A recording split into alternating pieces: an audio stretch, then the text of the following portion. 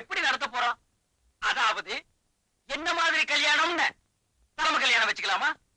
அது வேணாயா, வளவளன்னு பேசிக்கிட்டே இருப்பாங்க. ஐயரை வச்சு தாலி கட்டிக்கலாம்.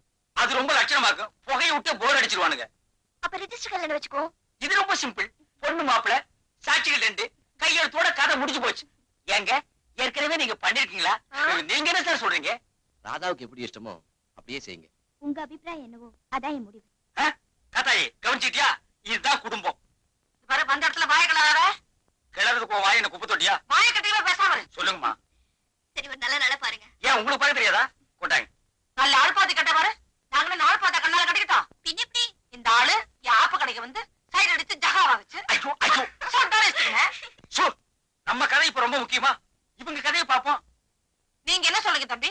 தலைமை கண்ணாலமா, ஐயர் கண்ணாலமா, இது சொன்ன மாதிரி கையெழுத்து கண்ணாலமா? இதெல்லாம் இல்லாம வேற எப்படி நடத்தலாம்னு யோசிக்கிறேன். கோபி, அடுத்தவன் பொருளுக்கு ஆசைப்படாத ஒரு கூட்டம் இருக்கே, அங்க போய் கல்யாணம் பண்ணிக்கிட்டா? Wonderful idea. அப்படியே செய்வோம். பொதுவா பௌர்ணமி அன்னைக்கு தான் அவன் கல்யாணம் நடக்கும். நாளைக்கு பௌர்ணமி ஜமாயிச்சிருவோம். அதுக்கு ஏற்பாடு பண்ண வேண்டாமா? இன்னைக்கே நான்